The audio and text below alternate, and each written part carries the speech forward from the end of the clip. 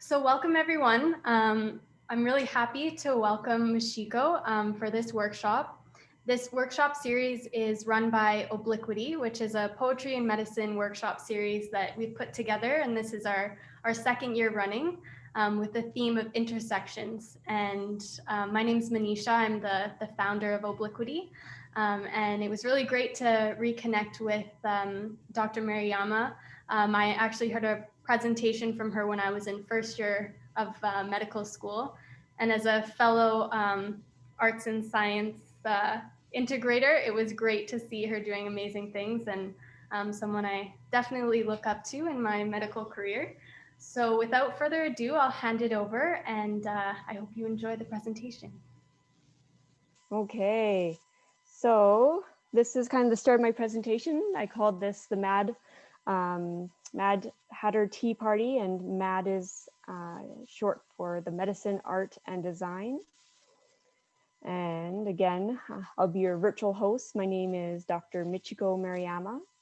And one of the questions that I often get when I introduce myself is about my name, because a lot of people haven't heard that name before. And, they look at me and they kind of wonder what either background the name is from or, what the story behind the name is. So I thought I'll kind of just get that out of the way and talk about it a little bit. So I'm half Japanese and half Irish. And my parents are actually in the crowd right now, which is amazing. It's like one of the first times they've seen me present. And so, yeah, I'm half Japanese, half Irish. I call it Gyrish. We got one of those gene tests done, and it turns out that I am indeed half Japanese and half Irish. And I was looking on Google for a image of the two flags, and there's actually an image. And then I also found this. There's actually an Ireland-Japan association. So there's probably other people just like me out there. And that's kind of like one of the first intersections. So I was asked to talk about the different kind of intersections and different kind of meeting points where I blended a lot of my passions together. And so that's kind of what this presentation is about. So going with Michiko, my Japanese grandma actually gave me the name Michiko, and there's, depending on how you write it, there's actually many different meanings of the name, anywhere from the beautiful wise child and the child of 1,000 beauties and child of recognition and child of the way. So it's, a name that has a lot of meanings, but it's all dependent on how you write it. And I asked my grandma which meaning she gave me, and instead of the child of 1,000 beauties, she gave me the child of the road. And she said Michiko means the long winding road.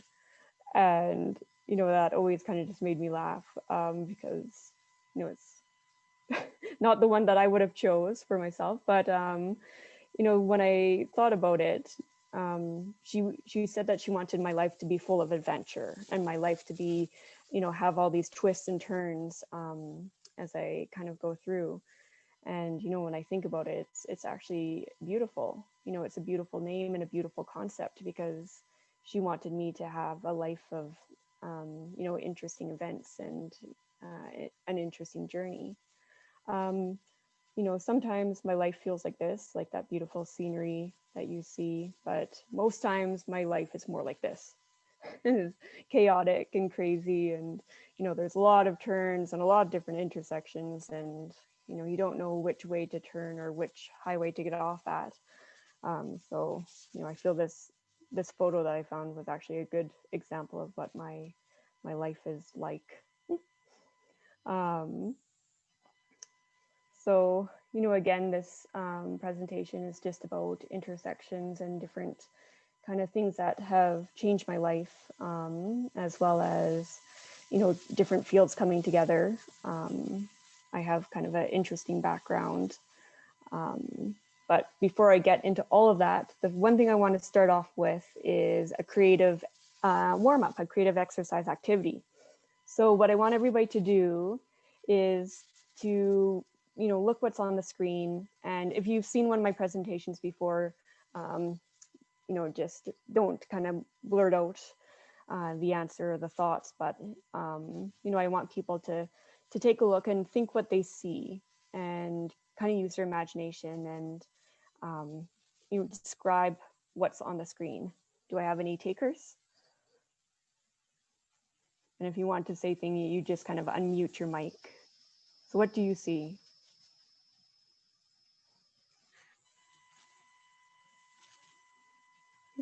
Nobody's willing to. If people are more comfortable typing in the chat too, I can read out your response. Okay. Yeah, exactly. Rosemary says straight line. Yep. Anything else? A horizon. Oh, beautiful. A What road. else? Yeah. Flat affect. Ooh. Yeah, exactly. So, even just seeing what different people see, when they look at this, like from a straight line to a horizon, to a person's emotions, like there's so much kind of in there. And it was funny when I first did this presentation, it was to, a bunch of cardiologists and, physicians, and they just look at it and there's like, well, it's a horizontal line, it's black, it's on a white background. I'm like, yeah, but use your imagination, try to see it from a different perspective. And I didn't really have any other answers. And I said, well, let me do something to this line. Let me add like a few kind of kinks and curves and some twists. And so, I showed them this side. And now what do you see? And instantly the group of cardiologists are like, oh, well, that's clearly an ECG. And it was very interesting to see them, how they quickly changed, just with a few literally bumps and, different kind of turns in the line.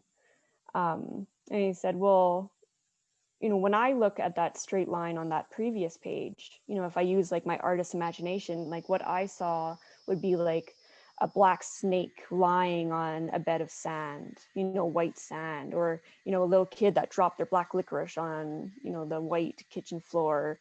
And so, as an artist and as a designer, I'm trained very differently to look at things and to look at things through, a different perspective.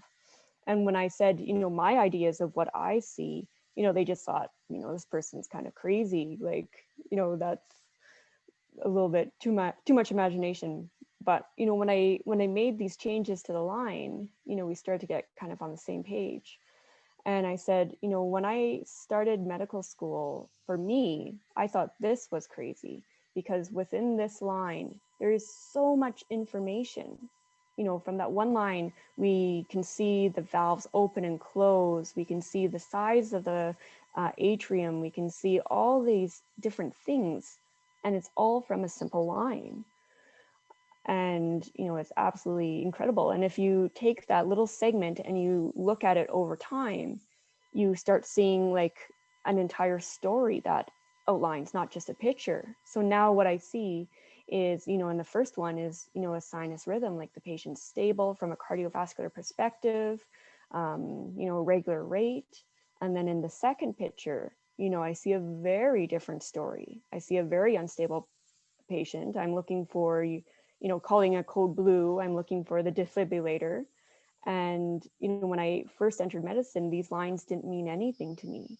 And, I just thought, well, they're crazy for looking at these and being able to come up with that conclusion. So there's so many different things that people can see and interpret, depending on what your background and career is. And so I went back to, the example.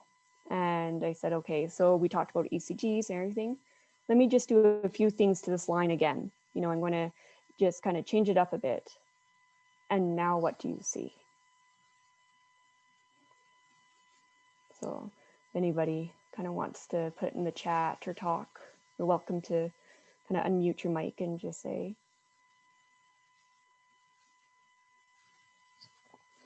So from this line, you start seeing something very different. And this line means no pulse. There's no beat, there's no heart pumping. This line now represents death. We lost the patient. It means that the physician has to go in and, tell a patient's family that they lost their loved one. And all of a sudden I was able to change the perspective of this group of cardiologists from seeing just a simple black line on a piece of paper to seeing something so much more. And so, I do this example at a lot of the beginning of my presentations to give that example where, your perspective can change depending on your background, your career. But, even no matter what your background is, just kind of going through this exercise, you can kind of change what you see. And it's funny, I've had people email me, after my presentation, they say every time they see, a straight line on a wall, that's the first thing that comes to their mind is, this exercise. They're like, oh no, that's like asystole, or, something's going wrong. So it's great to hear that they still have that impact on a person afterwards. And then this is an interesting image. I did an elective as a medical student. I got to follow around a tattoo artist, and I can't believe the UBC Medical School allowed me to do that as an elective. But I got to follow around a tattoo artist, and one of the clients was getting this tattoo done, and it had a whole bunch of lines, and it started kind of up at their shoulders and went down their arms and like onto their hands. And, it was just this intricate tattoo of just straight lines. And all of a sudden they turned into this turbulent, kind of mess of lines going every which way. And I asked him, I said, what does this mean? Why are you getting this tattoo? And he said, this is the story of my life. My life started off, everything was perfect, everything was straight, everything was organized and aligned, and I had a great life. And then things started to happen and change. And as they start to happen and change, everything started to get convoluted. And, now it led to this. And I end up, learning later that, he had a very challenging path and, end up in prison. And basically this tattoo was a symbol of his life and how it made all these different changes.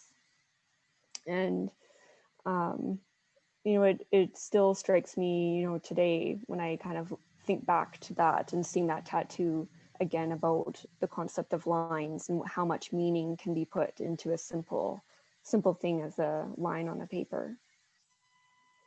So a little bit about myself, now that we've kind of done a little bit of creative warm up. So as I mentioned, I'm half Japanese and half Irish. I call it Jirish. I'm an artist. I was a Walmart employee, very proud of that. I worked in the automotive department. I was a national judo champion. I was an industrial designer with a major in mechanical engineering. I was hired by a nano engineering research lab, but I actually only worked for them for a little bit because I got offered a better position at an electrical engineering research lab. And as a student, it paid more, and that was very exciting. And then I became a substitute professor at the University of Alberta for high capacity digital communications, which I had no clue what any of that was about MIMO networks. But basically I got the curriculum and like slides, and for my professor, I had to go in and teach all these grad students as a undergrad in art and design. They didn't know who I was, but I just took his place while he was away. So I got to teach high capacity digital communications to graduate students. And whenever they ask the question, I'd be like, oh, we don't have enough time to cover that. Just send me an email afterwards and I'll get back to you. But yeah, so it was a lot of fun. I also owned a business in my own studio. I was a medical designer. I entered medical school. I became a medical student. I became a cardiac surgery resident, a master of toy design, the top 40 under 40, and global woman of vision. I'm now a mother of 2 toddlers, Jake Danger and Casey Rebel, and I became a co-founder of a nonprofit organization called Doctors Against Tragedies. And now I'm a family medicine resident. So there's a lot there. A lot of people, when they hear kind of like the life story, they're like, wow, that's a lot. That's a lot that you've accomplished, like a lot of things that you've done. You must be incredibly organized and determined. But, truthfully, I would say it's actually a lot of indecisiveness, which made me do a lot of these things. I didn't really know what I wanted to do or where I want to be or who I was. So I tried a lot of different things. So a lot of indecisiveness, a lot of, I met a lot of people at the right time who helped me open up different opportunities or who inspired me. A lot of it, I don't know, just I'll kind of take you through this. Um, a lot of twists and turns in my life. So my grandma had named me very accurately. Oh yeah, so this is just example of how I feel my life is. It's just kind of this turmoil and just, very, very messy. It looks nice on paper, but when I think about it, everything is just a different twist and turn. And that's kind of what inspired me to use Alice in Wonderland for this presentation. It's like that whole concept where you're tumbling down that rabbit hole and everything. You're in, a different land and everything's just completely different and backwards. So I felt like that many times in my life. So to kind of just start off my story, I'll start off in industrial design. And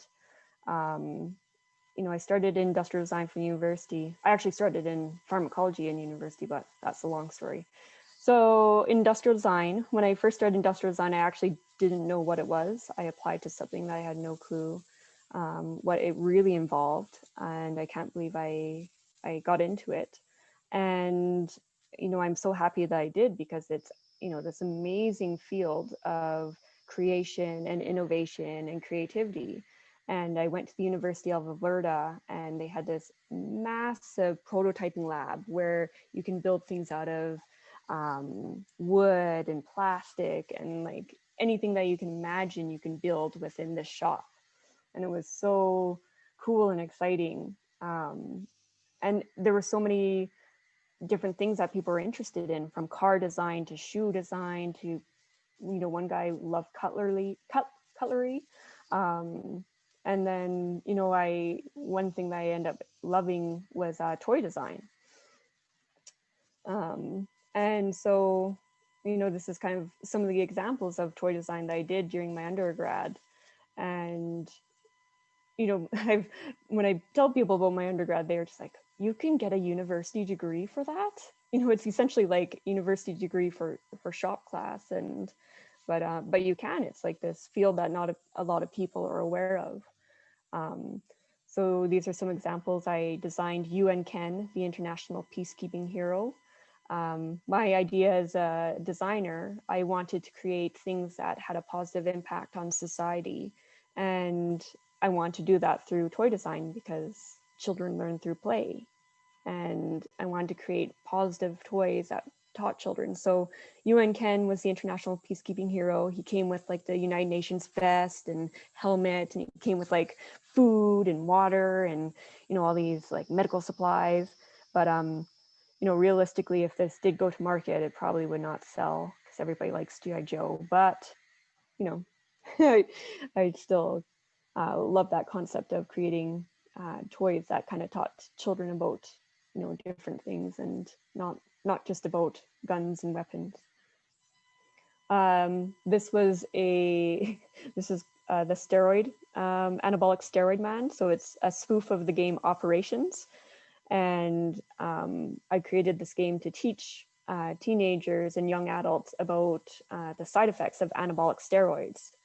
And it's through playing this game that you kind of learn about anabolic steroids. And you have the examples here of all the different things from, premature heart attacks to exploded bicep, kidney failure. There's the fists of rage, emotional dynamite and severe acne. So it was kind of a awareness campaign through toy design. Oh yeah, the shrunken testicles. Oh, so just kind of like looking at all these different creative projects that I worked on, I wanted to do a creative exercise with everybody here. So I wanted everybody to find a couple pieces of paper or a napkin or an old receipt. So get some paper out and then find a pencil or a marker, a crayon, lipstick, anything that you can draw with. I'll give you a couple minutes to find that. And don't worry, this exercise, it's not going to be about, your artistic skills or anything. It's just about, creativity and to get you kind of exercise going. So if you're ready, the first exercise is draw a chair. So take a few minutes to draw a chair, any chair. Again, it's not about the quality of drawing or what what it looks like. Just, use your imagination and draw a chair. So I'll give people a couple minutes to do that. Have fun with it. So, do I have any volunteers to show their chair to the camera and describe their chair? Tell me about their chair. Sell me on your chair.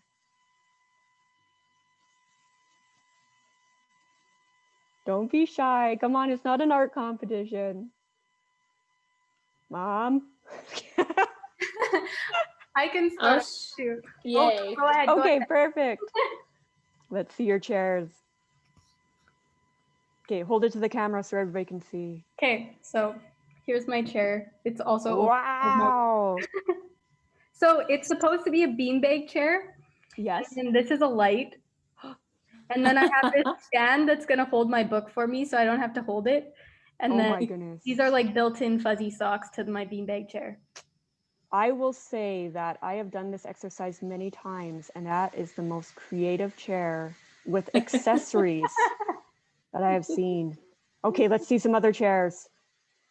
I will show you my chair. Okay. I do not follow after Manisha. This is called a stick chair. It looks very functional. And then I drew a different view of my stick chair. Beautiful. You have like the detailed plans of how this is going to be made, the orthogonal the drawings. Amazing. Okay, let's see. Any other chairs out there? Jake, did you draw one? My son's on here. I see him downstairs. Any other? I can share my chair. Yes, let's see.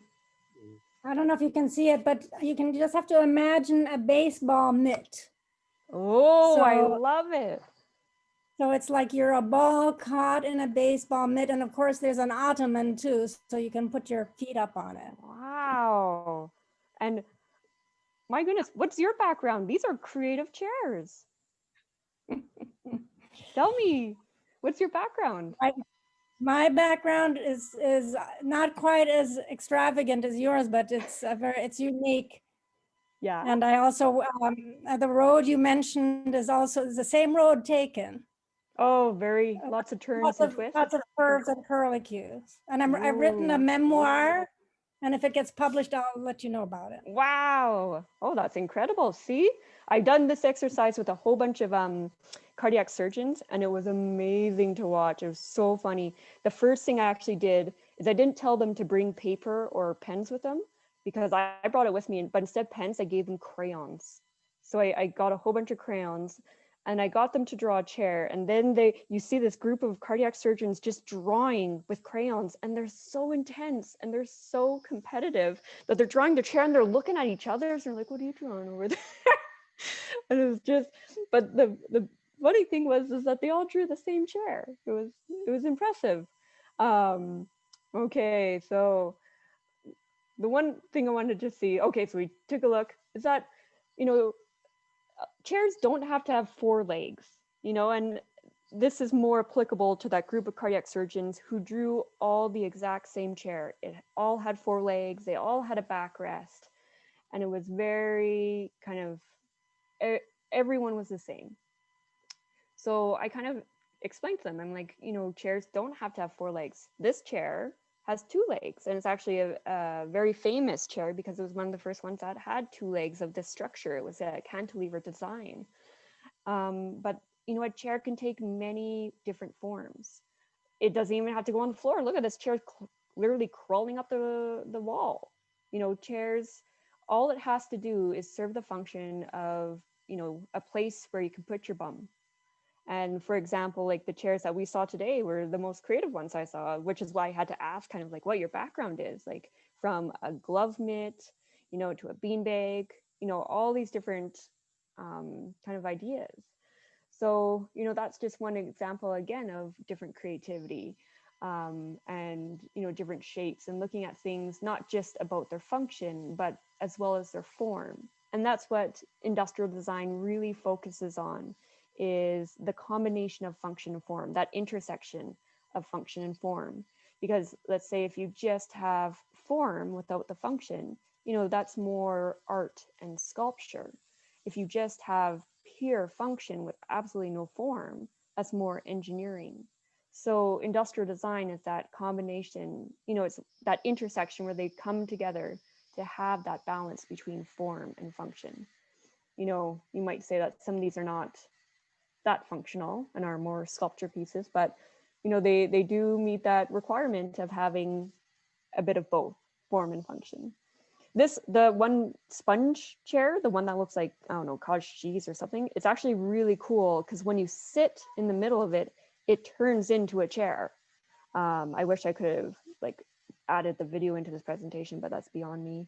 But yeah, so again, it's just a different way of looking at things and a way to kind of encourage your creativity. So in industrial design school, to get us to think creatively and get us to think outside the box, we always had these different assignments that challenged us. And yes, there was actually a university course on furniture. There was a university course on typography, on tables, on lighting. And it was so much fun. But one of our first assignments in furniture class was, was to go to the dollar store and buy supplies, so both materials and tools, to make a chair. And our budget was $10. And so we had to make a chair for the next class and bring in our chair. And, I remember going to the dollar store and it's just like, okay, I have $10 and I'm supposed to make a chair from the dollar store. And, you look at everything and you're just like, how am I going to build a chair? Because the first thing you think of is, your wooden chair with 4 legs. There's no way you can do that unless you steal the chair from the dollar store, which, I'm sure would be frowned upon.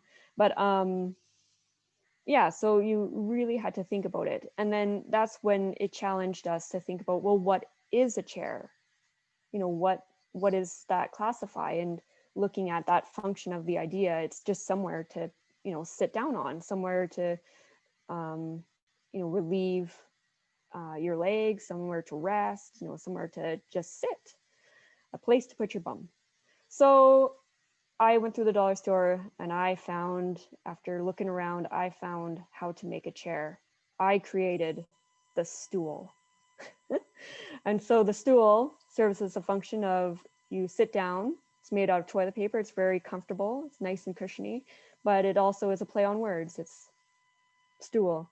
And I thought that was really funny. And I remember there was a lot of international students in our classroom and I had to explain to them what stool meant.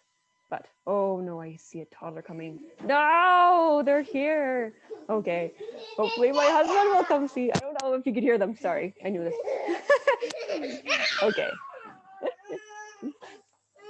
Okay, the beauties of Zoom at home. Let's see. There. Okay, turn around. Okay. Okay, so yeah, so that was an example of how they kind of tried to stimulate our imagination or creativity through a lot of these exercises. So the next assignment that we had was to design a chair, and this chair had to be for children, and the chair had to be flat packed, but that's not the important part about it. Like the flat packed is that concept of IKEA where you can bring it home and assemble it at home. But it was more about building a chair for a child. And so that, you had to think even more creatively because children are the worst customers. They know what they want. If they don't get it, they will result in a tantrum. It was really good timing. But, they're critics. So, and you had to use your imagination. You had to think, what would a child want? Which we feel so far removed from, is like that childhood. It's like you have to like get inside a child's head and think. And during my industrial design training, I actually went to the I went to the dollar store a lot, but I went to the toy store a lot to actually see what was on the shelves for toys and kind of see what kids were into at the time. And the one thing that they told us later for this assignment was that the professors are not going to mark us. Children are going to mark us. And that was like one of the most frightening things that I heard my professor say. And basically what they did is they got all of our different chairs and they put it in a room, and they had like people that were writing down in the corners of the room, and then they unleashed like a classroom of children. And the mark that we got was about how the children interacted with our chairs. So it was a very different method of being marked, but those were our target audience, and it made sense. So I created the Rockin' Fruit, and my slogan was, "If only vegetables were this cool." And the Rockin' Fruit was a rocking chair, and it was a watermelon and a kiwi, and it can come in different, flavors or different ones, but essentially it wasn't a vegetable. And it had this carpet inlay on it. And I was so mad because my Rockin' Fruit was placed at the very back of the room from the door of where they're going to unleash all these children. I'm like, that's unfair. Like, I'm never going to get a good grade because nobody's going to go into that back corner. And I was so amazed because we got to like watch behind a glass to see what they were doing. We actually got to talk to the children afterwards and ask their ideas of like what they thought of our chair. I remember this one student built a spider chair, and the legs had 8 legs, and it's a spider. And he asked a kid what the kid thought of his chair. The child was like, "That's scary. Why would anybody build that?" Something, and they're just so honest. They have no filter. But I was so excited because it turned out that my Rockin' Fruit was one of the toys that was played with the most. And I think it was because it's fruit, it's watermelon. Every kid loves watermelon. And it had motion to it. It rocked. It had that back and forth. It was at a carpet.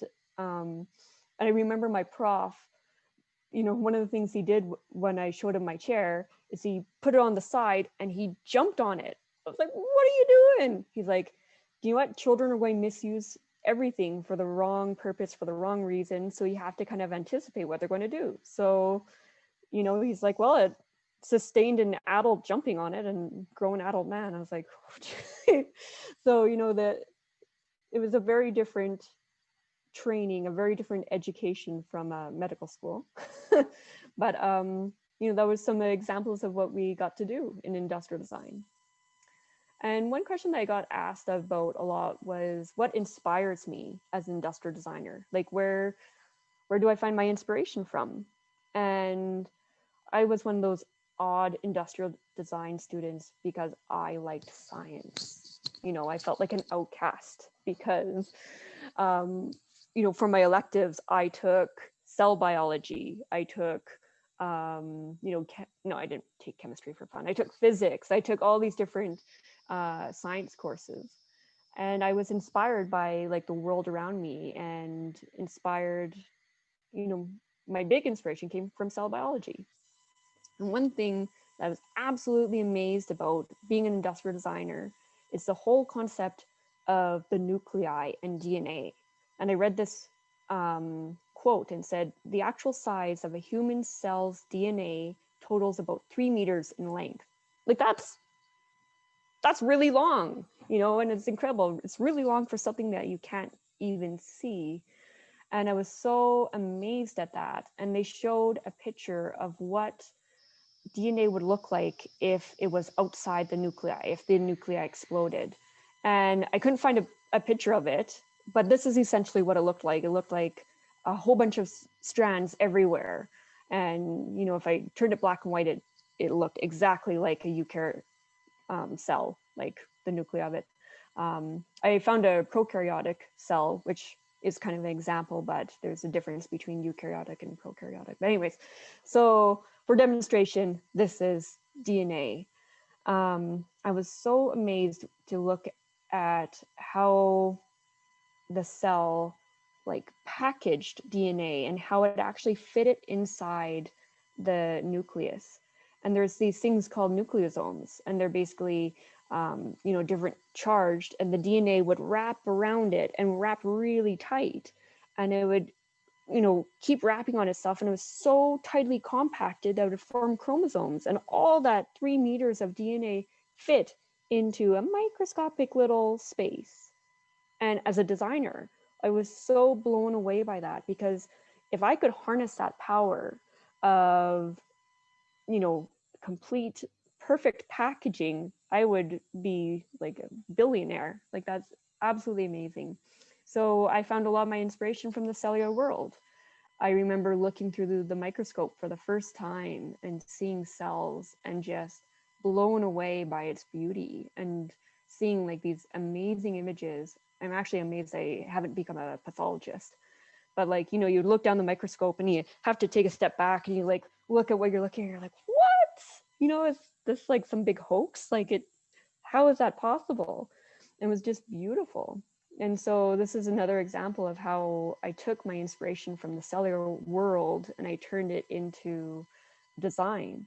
And we had this one assignment where we were creating railings for a university or something. It was, I can't remember what the actual assignment was, but it was this one hallway and there was a lot of light coming through the windows. So I had this idea that I had two very kind of translucent but opaque, like you can't see through it, pieces of acrylic, and in between them was a piece of birch where I CNC routed pictures of cells. And so when you look at it without light, you just don't see anything. But once that sun hits it, you could see, just like a microscope, how it works. You can see the cells and everything as the light moved, as the sunshine moved. And so that was that concept of the design. But I was just absolutely amazed at the cellular life and cell design.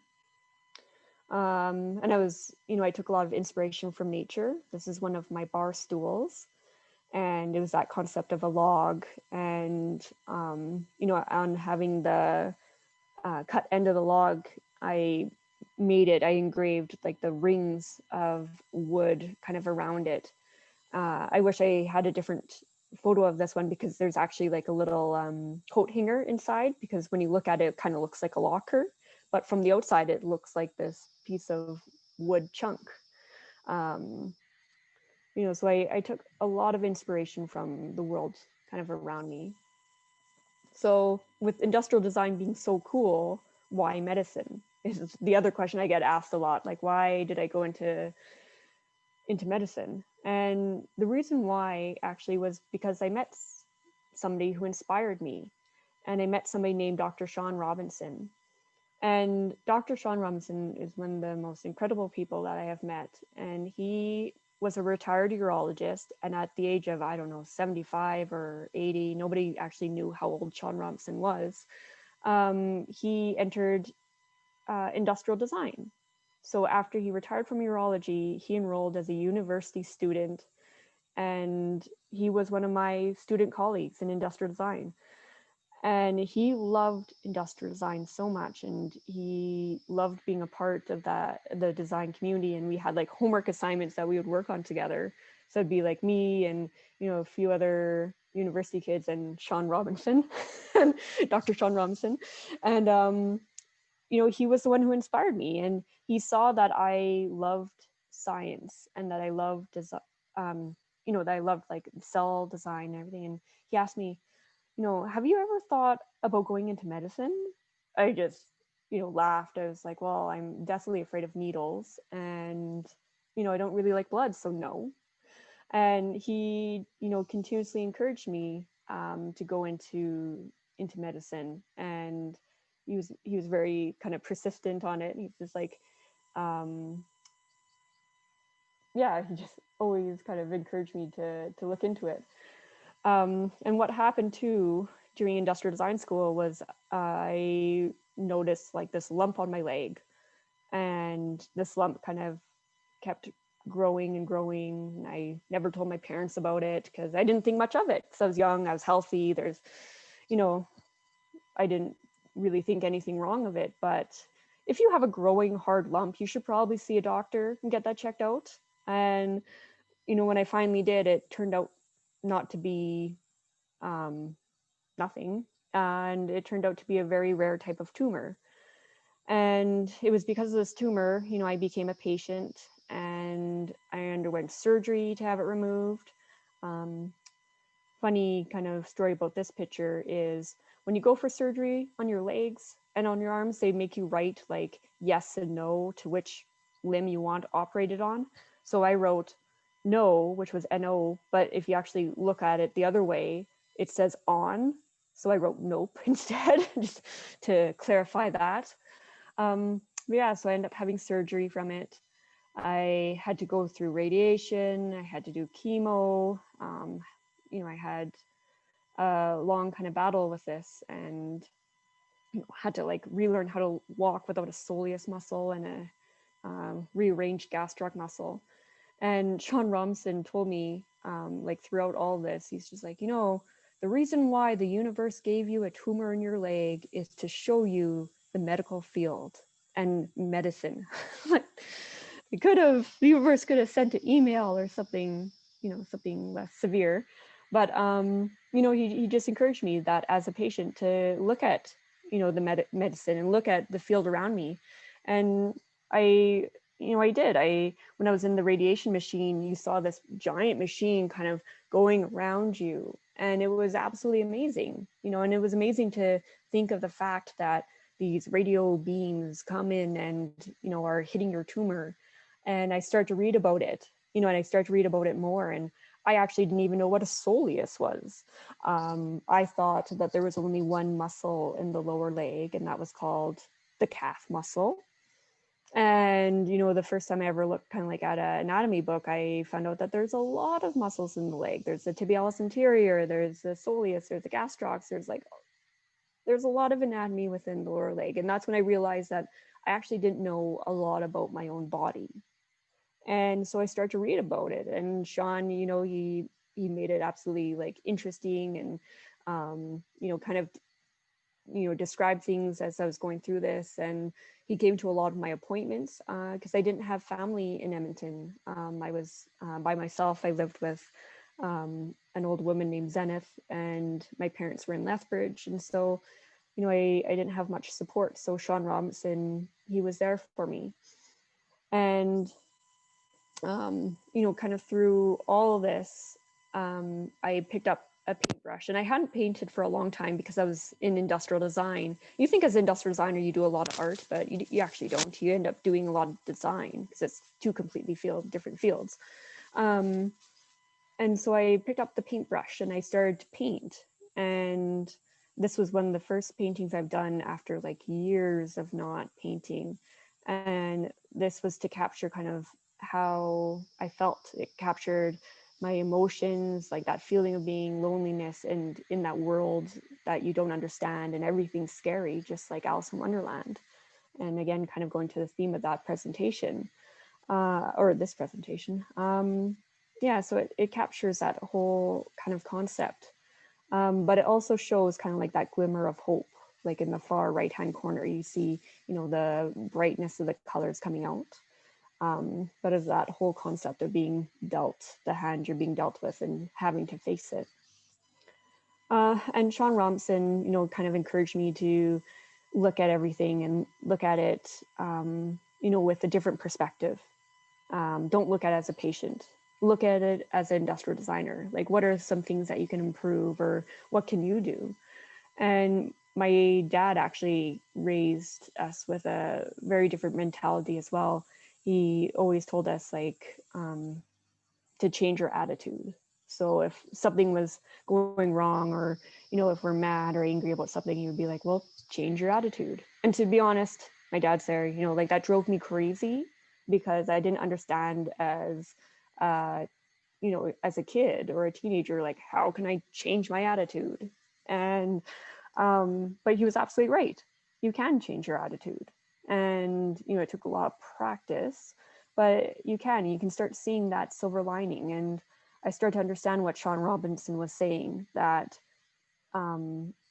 this hand that I was dealt with, like this rare tumor in my leg, there's a lot to learn from it. And there's a lot of, I gained an experience that I would have never had. I learned about my body. I started to learn about medicine, and it was inspiring. So that's how I started to get my interest in the medical field. And as an industrial designer, I always thought, they discussed that there's a potential that I would have to get my leg amputated. And I thought, well, if I lose my leg, I'm just going to design a really cool leg, and so I just had this very different concept, and it gave me that power to be like, okay, let's get through this. And so Sean Rumson, he would always tell me this quote, and he would tell me every day. And during med school, he would even call me, and he would just tell me this quote. And he would always say, if you can think it, you can draw it. If you can draw it, you can build it. And if you can build it, you will change the world. And he firmly believed in this, and he encouraged me, so much to do this, to think about it, to draw it, to build it, and one day I'll change the world. And so this is another picture of Sean Robinson, and he just kept saying, imagine what you could do as an industrial designer in the field of medicine. And, after like a year of solid, pushing the concept of becoming a doctor on me, I applied, like I looked into it. And I remember Sean Robinson like asking him, I'm like, well, okay, let's do it. How do you get into medicine? Like, how did you get into medicine? He's like, oh, well, back in the day, I just went in and told them I wanted to be a doctor. Definitely not the same process. No, it's very different. And so I had to Google like how to become a doctor. And there was a test that you had to write called the M.A.D exam. And it was like the most terrifying exam that I ever had to write. And as a art student, I was just like, what am I doing? And Sean Robinson just told me, oh, just write it. Don't even study for it, just read it. And so I just wrote it, and I failed miserably. I'm like, this is the worst idea ever. But he just told me to be persistent and to write it again.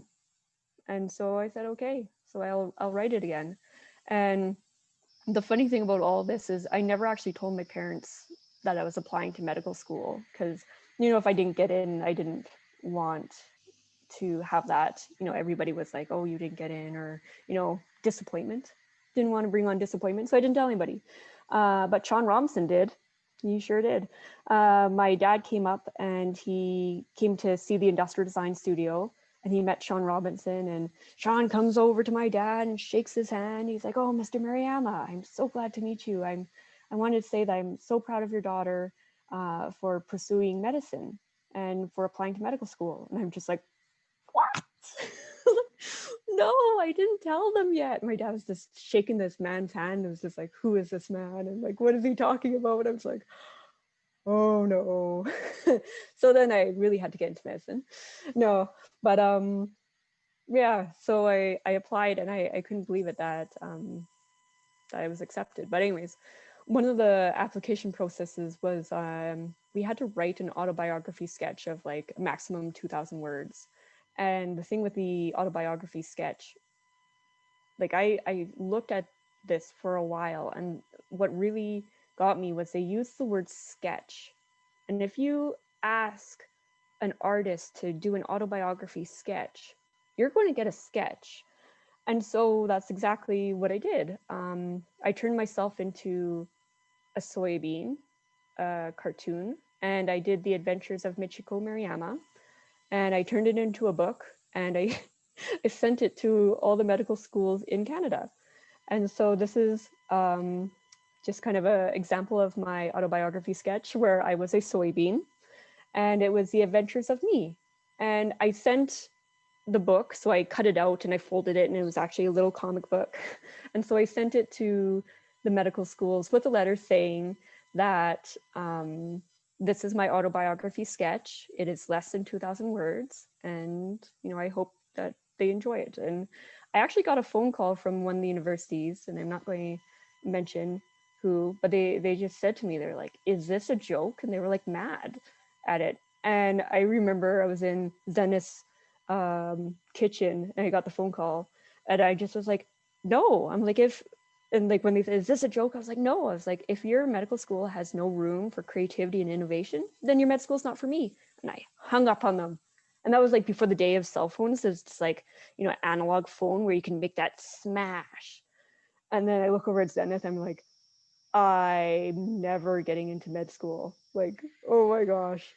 But I actually did. And I got into UBC medicine and I became known as the soybean student because they remembered me. And I remember going to the interview and they're like, are you the one that, are you the one that did the soybean? It's like, yes. So that's how I got into UBC Medical School, which is actually amazing because I was an out of province student. They only accepted, I think, 10 students out of 300 or something from out of province. And I got to meet the other 9 and like, they're all from these like big schools and like, they were just so well accomplished and achieved. They're just like, oh man, I'm just like a toy designer. But it was really exciting. So I went to UBC Medical School. And one thing that I was actually really scared about going to medical school was that I would lose my artistic side or I'd lose that creativity. And, I got nervous about it, but it turned out the exact opposite was true because I found another form of inspiration, screw cells and biology. Like I was absolutely amazed by medicine.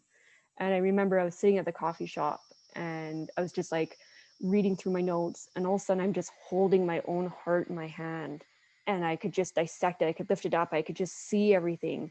And then I remember just looking up and I see this guy looking at me like, what is she doing? And I just like put my heart back together and just like put back in my body. And it was just this unreal experience. I remember telling my mom about it and she's like, oh yeah, this happened while I was at a coffee store. And my mom was like so concerned. She's like, did you leave your coffee unattended?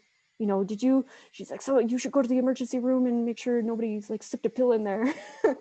But I was like, no, that's just how my imagination works. I'm very creative. I daydream a lot. So this picture is to kind of show, to capture that moment. But here's some more examples of being a medical student and going through medicine, or being an artist and going through medicine.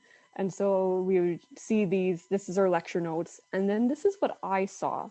So I saw something very different, and a lot of it was very comical and fun.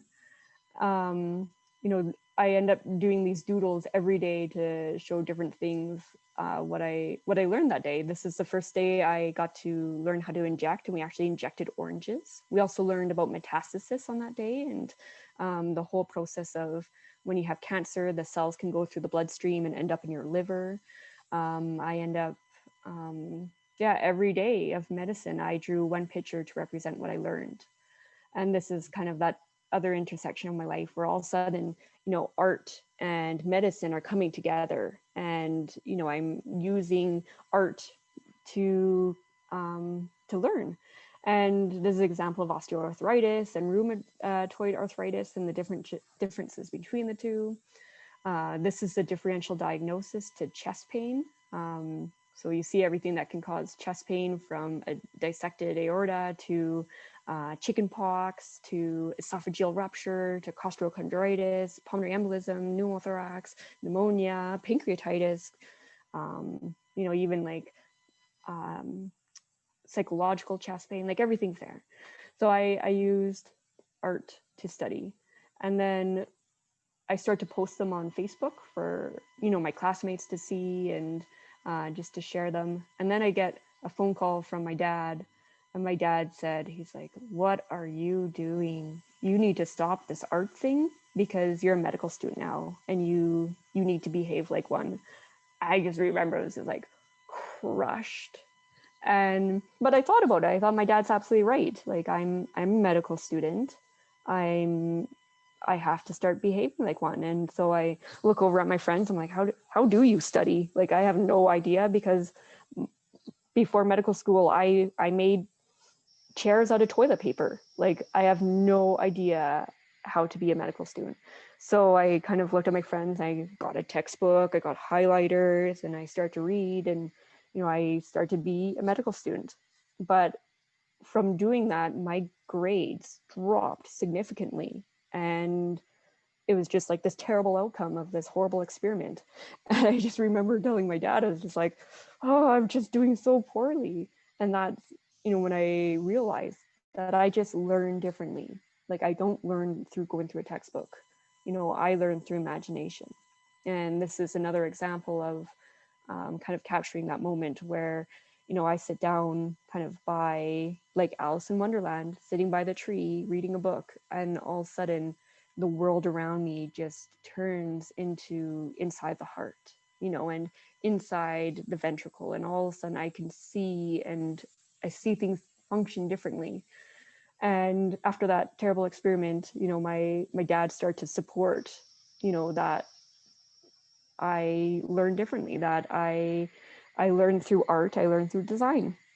And he actually became very supportive of art and design. And if I didn't post a daily doodle, he would send me a message being like, oh, I didn't see your drawing today, and, just kind of recognize that art, even being a medical student or being a physician, art still plays a very big role in my life.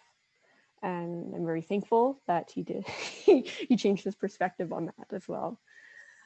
So every day I drew one picture to represent a day of medical school, and I have literally 1,000 of these after 4 years. And you can poll anyone and I'll tell you what I learned that day, because they help kind of stimulate the memory, and it just brings me back to that moment in time. And just a shameless plug for my website, artoflearning.ca. So if you want to see some of these daily doodles, you can go to artoflearning.ca, not .com, because I wasn't able to get that, .ca.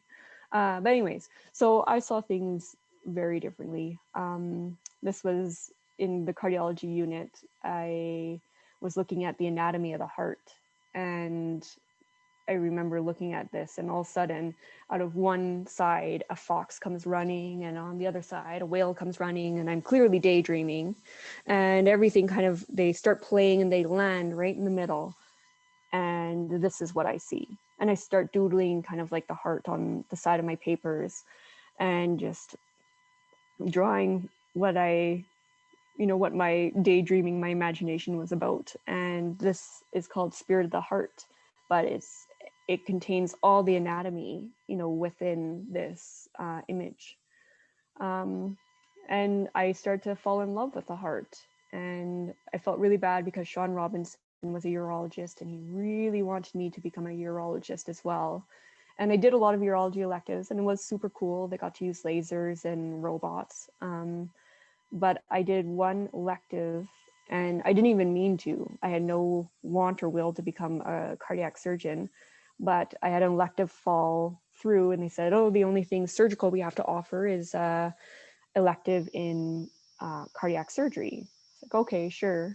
And I just remember the first day in that OR, and you just watch the surgeons open up the chest, and all of a sudden there's this beating heart. And you're there as a med student, you're just like, what is that? You're just like, oh my gosh. Thank God there's masks, because you just floor, or your mouth would be dropping to the floor. I remember the surgeon saying, oh, just, push the heart aside. I was like, what? He's like, yeah, just push the heart aside. I was like so scared to touch this beating heart. And the surgeon just grabbed my hand, put it on the heart, and he said, just push it aside. I was like, okay. And I absolutely fell in love. And it was the coolest thing I have ever seen. And I loved working with patients afterwards and seeing how it, changed their life and their impact. And yeah, so I end up applying to cardiac surgery, and it was like applying to med school all over again, because it was so scary and so frightening, and I only had one elective in cardiac surgery, and it was competitive, and I thought that I wouldn't be successful, but I got in, and I got into the University of Alberta, and it was the most fascinating thing that I've ever done. And this is a picture of me operating. And every day of cardiac surgery, I loved it more and more and more. And there was not one thing I didn't love about it. When my pager rung, I was just so excited. And unfortunately, not many people actually call a cardiac surgeon. But when they did, I was so excited. And then while I was in cardiac surgery residency, I got to do a lot of design because the program was so supportive of my industrial design background. And I was so shocked, that they were supportive. And um, it was amazing because I went through that whole interview process, and it was that whole concept of med school again. And during one of the interviews, this one program said, oh, well, just to let you know, you'll have to, because in my application form, I said, oh, I love art. I do a lot of art, design, toy design, and they invited me to an interview literally to tell me that they would not support me if I went into their program. They said, if you're one of our residents, you won't have time for art or design, and you'll have to put that off to the side. And I just was so shocked. I was just like, well, then your program's not for me. I'm like, why did you even ask me to fly all the way out here and waste my money? But then, with U of A, I told them, I was just like, I want to do a master's of industrial design. And they said, okay, if you come to our program, we will support you.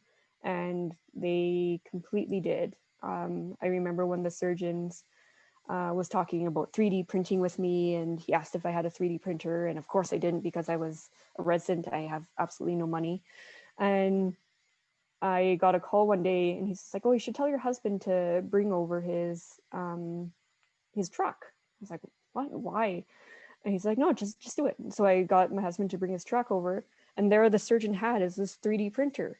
He's just like, this is for you. And I just, it was just the most supportive environment I have ever been in.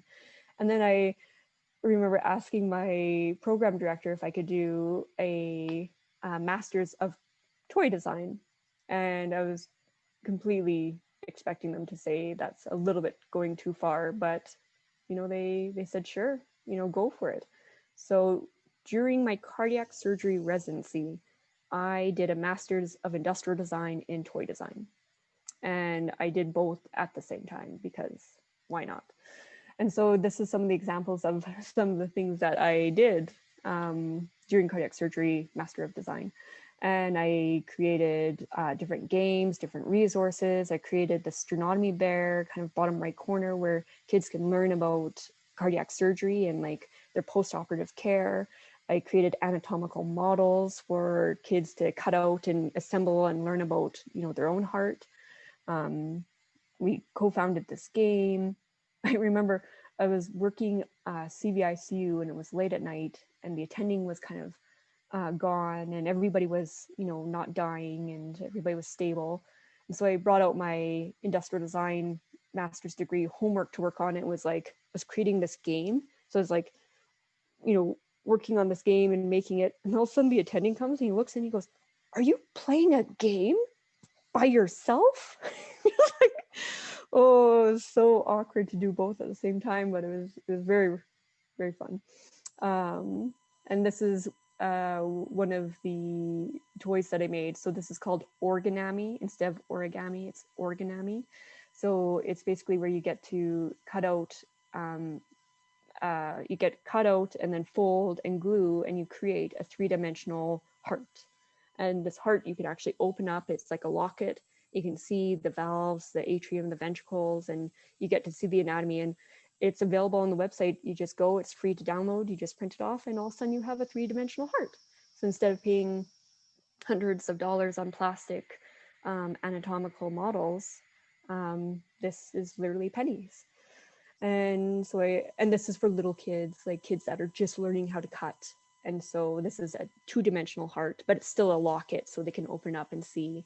And I did a lot of different workshops where I worked with kids, and we got to build all these, and it was so much fun. I can't say how much I value being a part of the University of Cardiac Surgery, because they let me do this, which was super exciting. And then the other exciting thing during university is I got married to Tom Cruise, or the Last Samurai. And, you know, a lot of exciting things kind of happened during residency. And Sean Robinson was there. He was, you know, he was there from industrial design school to med school. He was my mentor. He was there and supported me every step of the way, because there's so many times where I hit that brick road and I thought, I can't do this. And he said, you know, if it's 2 o'clock in the morning, I don't care. You call me and we'll get through this. And I remember I took him up on his offer, felt terrible because here it is, 2 a.m. in the morning, and I call Sean Robinson, this like 85-year-old man, just crying because I just wanted to quit medicine.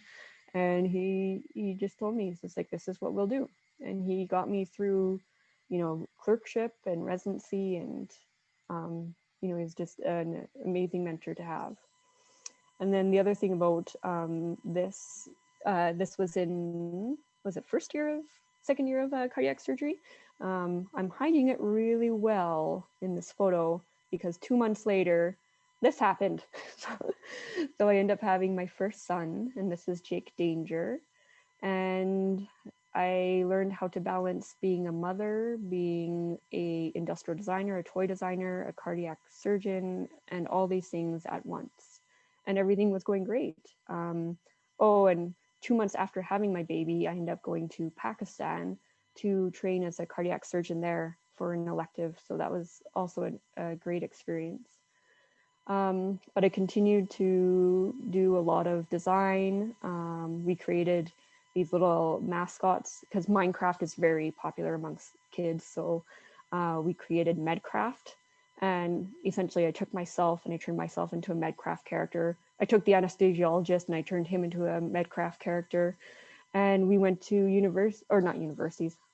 schools, and we talked to kids, and we talked about, you know, medicine and health and anatomy and all that kind of stuff. It was so much fun. And I created, this is Susie the surgeon, and she's a action figure, and, you know, just kind of promoting medicine with young girls. And she came with all these accessories and was super cool. But my title of my thesis was Changing the World One Toy at a Time. And well, has a longer title. It's like integrating cardiac surgery and industrial design to change the world one toy at a time, or something like that. You have to make it long so that's official. And then, you know, we also created a non-profit organization, and it was called Doctors Against Tragedies, and it was in response to the fentanyl crisis. And this was a game that we created, and it was a terrible game, but it was good, but it was just, it had very bad language in it. But it was directed at teenagers and youth at risk to teach them about fentanyl and, you know, the risks of it, but also to educate them in the medical benefits of fentanyl.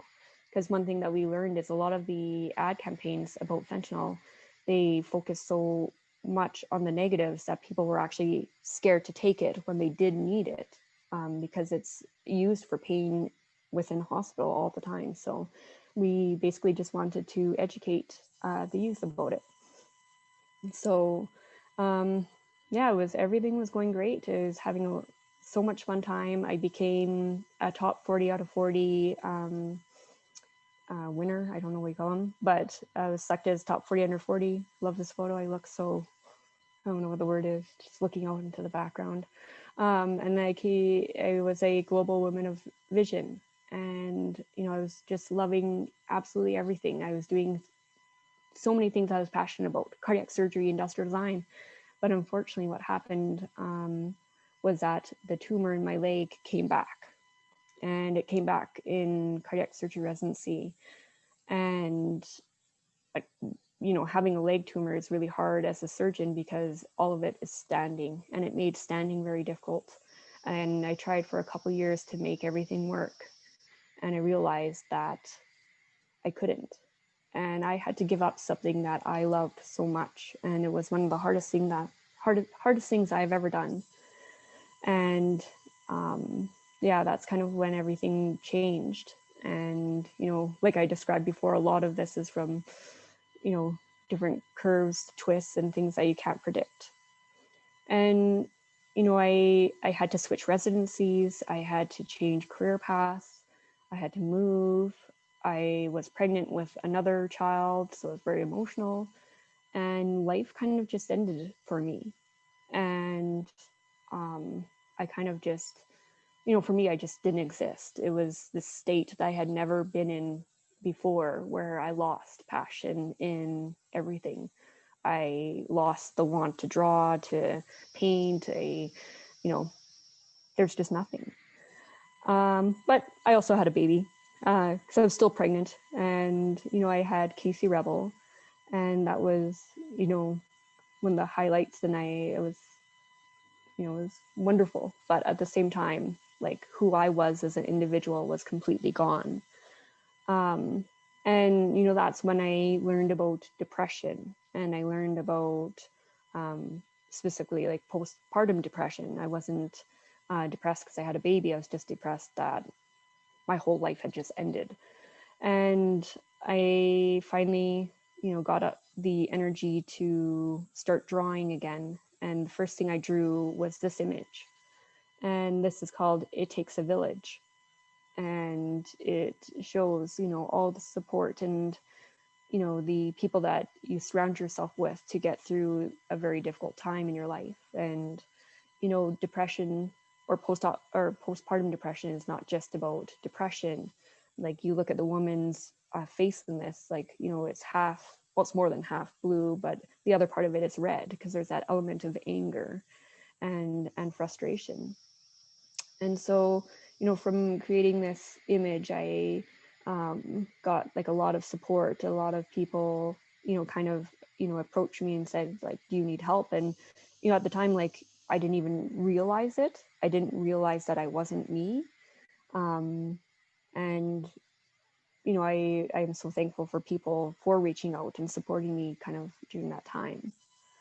But what kind of really helped pull me out of it was I got to do a humanities elective, and it's everything that I needed during residency. And I'm so glad that my program, the family medicine program, let me do this, even though I had to fight for it. I'm so glad that they, you know, let me do this, because it really helped with, you know, my mood and getting back to who I was. So I ended up creating these information pamphlets. And you know how you go to the doctors and they have like all these information pamphlets, and, you know, they're for adults, you open them up and they have these, like, all that text and everything.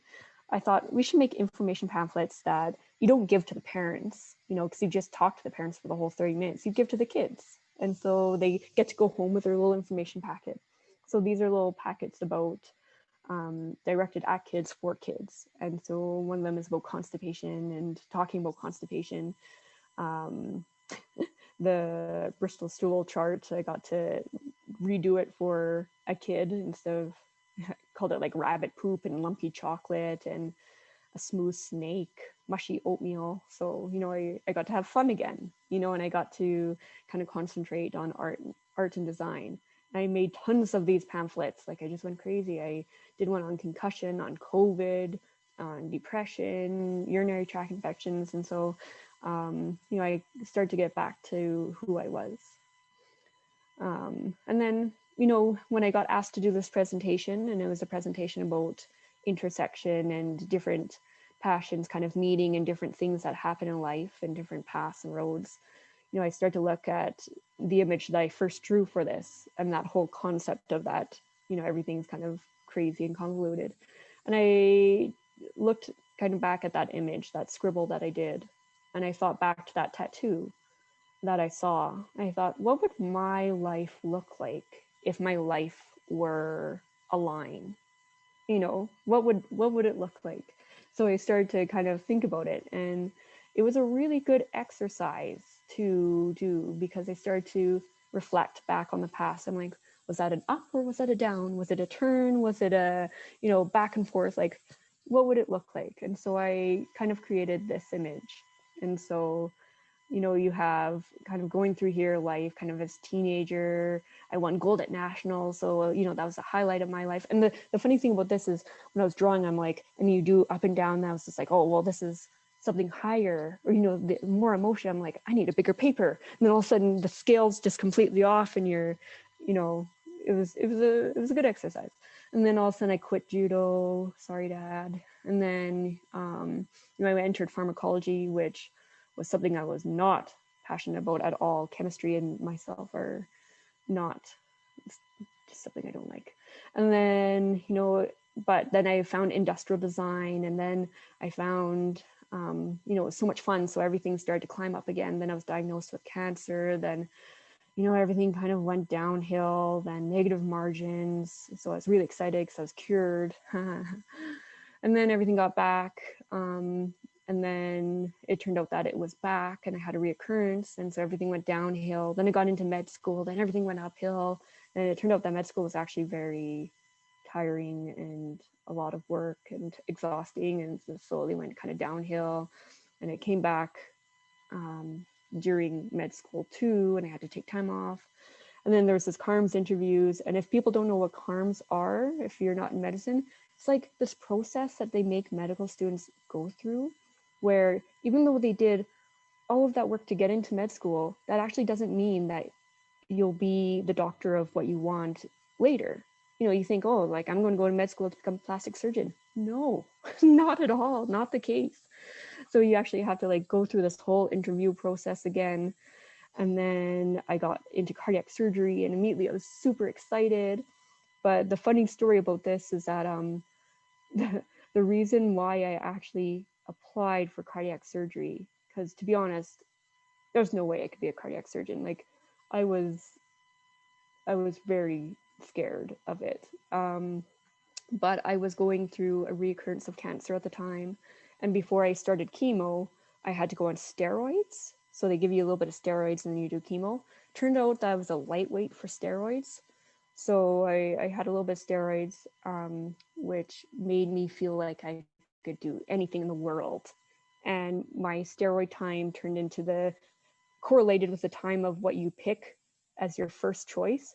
And I just remember being so high on steroids and being like, I'm going to be a cardiac surgeon. And so I put cardiac surgeon at the top.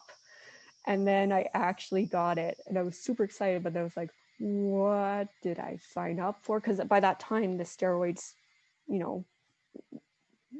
like were going through withdrawal and I was no longer on them. So I was absolutely terrified. But every day that I was in cardiac surgery, it just got better and better and better. And then all of that happened where it came back, and I had to make some really hard decisions again. And that's kind of where I went into that depression, and I just stopped existing. And that's kind of what that example. And this is me now. I'm slowly coming out of it. I'm slowly coming back. And so, I kind of did that. I thought this is what my life would look like if it was a line. And then I added some things to it as well. So this is art. So art was always with me. As a little kid, I was always artistic. So art kind of was always there. I stopped painting for that time when I was in like industrial design and everything. And then I started painting back when it came back. And so I always had art there, and it followed me during med school, and it was part of that, part of my journey. And then I drew in design. I had no clue what industrial design was until I went into it. And then I had industrial design kind of throughout. And then I had Sean Robinson, and he was my mentor. He came into, I met him through industrial design, and he was there during that whole concept of applying for med school, through residency. He would call me like twice a week during residency to make sure I was still like eating and drinking. And then unfortunately he had passed away just a year ago from almost today. And but he's still with me. So that's why I have the dotted line. And then I have, other people in my life, all these different intersections. I have my husband, Blake, who I met during med school. And then I have another mentor, Dr. Cornelia, and she's here. And then you start to think about it and all these different things. And all of a sudden you have a lot of lines, and it just turns into a Jackson Pollock, right there. And you have all these things. But, the beautiful thing about looking at this after I done it is when I look at that point where I stopped existing, everybody was still there. You know, I still had all that support and all that community, and everybody was with me. And, you know, that's when I realized I'm like, you know, I'm not alone. I'm never alone. There's always somebody there. And all these different things that enter, like come and go and leave your life. And, you know, this is, you know, it's exciting. It's just like this ongoing changing drawing of life. So, you know, when I take away everything again, you know, it's not just me. I'm not alone. Okay, so I'm getting to near the end of my presentation, and I want to do one last creative exercise. So get another pen and paper out.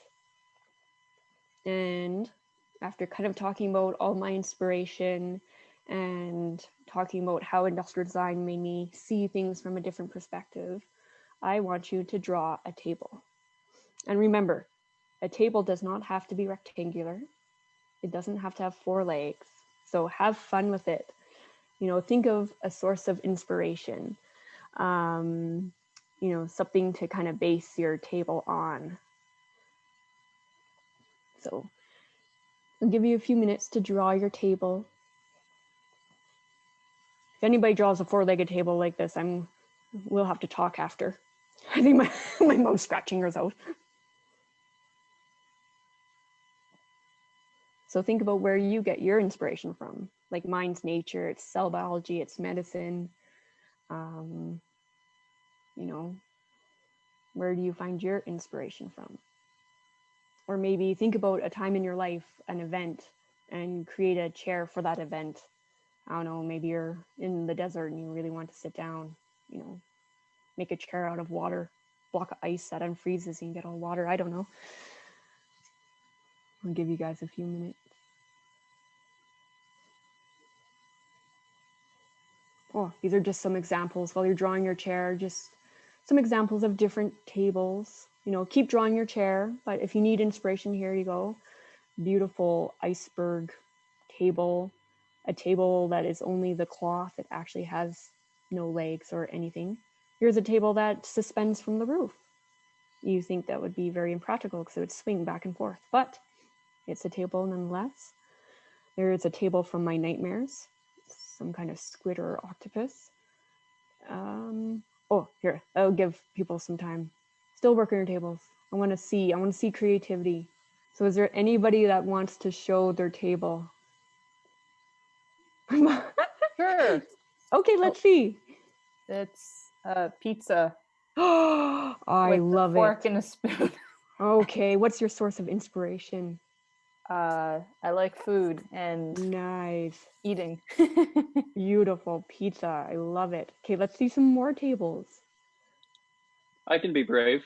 Okay, let's see. I drew just a topographical representation of it, but I studied soda lakes in undergrad before medicine. And I like to think about how lakes design themselves better than we could ever design a table, such that when you're at a dinner party, it's easier to kind of nestle in with someone you want to talk to, I should say. That's amazing. It's like the couples table, you can get closer. Love it. Exactly. Okay, let's see some more.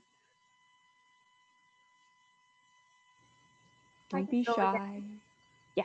I'm a really bad drawer, but here's my concept. So I like to think that I'm a very kind of all over the place kind of person. I kind of switch my interests a lot. So this is a circular table, but all of the little platforms are kind of like rotating. So the main one is like my 2 interests, so writing. So I have a typewriter that then would flip into an espresso maker because I'm addicted to coffee. Amazing.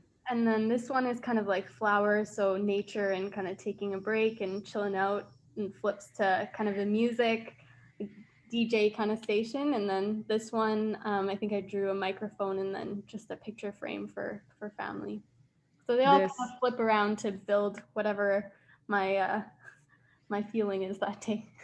I love it. And I have to tell you, so for my baby, I created this, you know, like extra saucers. We also call them the circle of neglect. And because you put them in, you put your baby in it, you can like just leave and ignore them. So they have this circle of neglect where it's like all these toys and all these different things. But I created a circle of neglect for my baby that was, it looked like it was at work. And so it had a laptop, it had a stapler with no staples in it, obviously, and like some crinkly paper. But it just reminded me of your table where you have all these different stations and different things to do. So it's awesome. Okay, let's see some more tables. One more. I have my pen kind of died a little bit, so it's a bit messy now, but this is it. So I wanted it to be something where it's both like a table as well as chairs that people can sit around, because I really like, I think one of the nice things about it is that you can like kind of share it with people, like meals or things together, and I think that's a nice time to be able to bond and talk with each other. So it's kind of like a spiral, and then it like goes down and around the table as where you sit. So I love it. Amazing. So, okay, how many people's table was different than their chair? Like, you know, the concept of it. Yeah.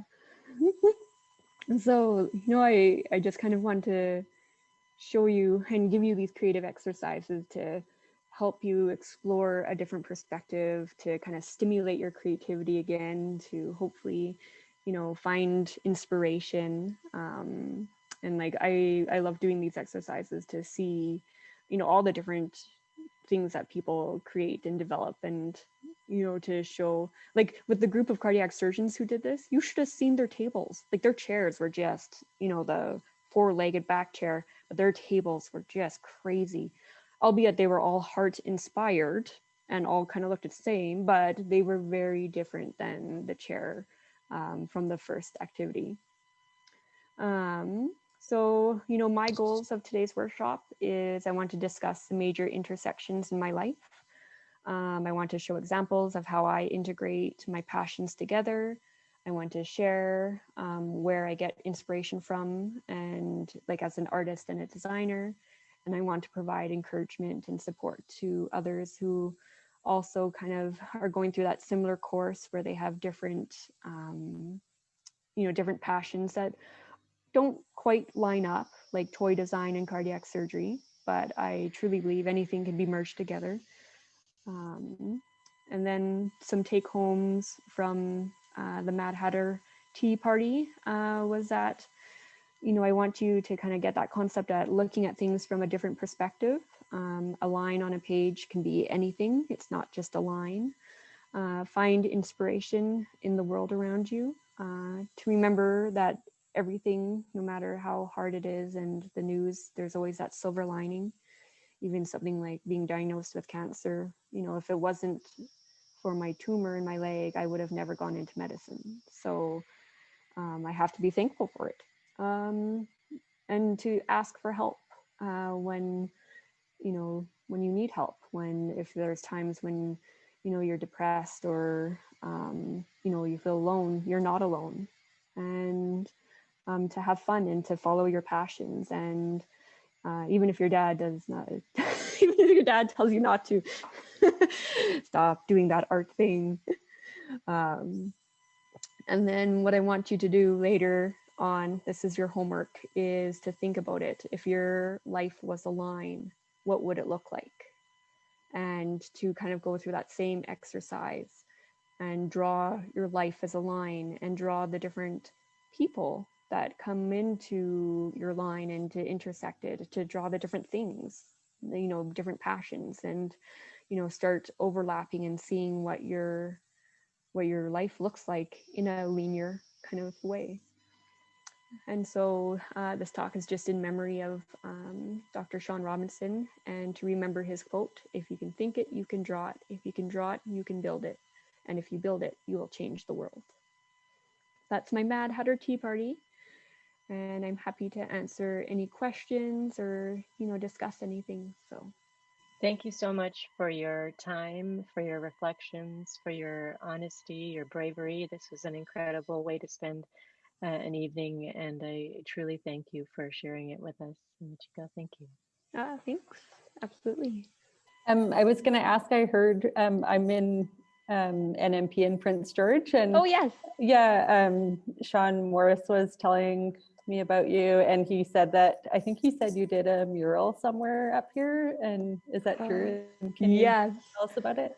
Yeah, so I did a mural in the pediatric ward of the University of Northern British Columbia Hospital. And so it's on the pediatric ward, and it's based on the Canada Food Guide. So it's about like healthy choice and healthy foods and everything. And it's from one wall, and it's just like a huge area. And I can't believe, I think I did that in my second year of medical school. And it was at night after like doing lectures and classes and studying late at night at like 10 p.m. I would go to the ward and I would paint a couple, like, you know, a little bit of the mural like every day. And yeah, it was a lot of fun. It was very exciting, and I would have patients that would come out and help paint and, you know, help kind of be a part of it. So it's not just me who painted it. And in fact, my husband, who I met in Prince George, he helped me with the mural as well. So he would come and help me paint late at night. And, you know, it was one of our first, you know, dates and something that we did as a couple. So it's hard to, you know, be creative and date and do that kind of stuff while you're in medical school, which is nice to kind of make everything kind of correlate and come together.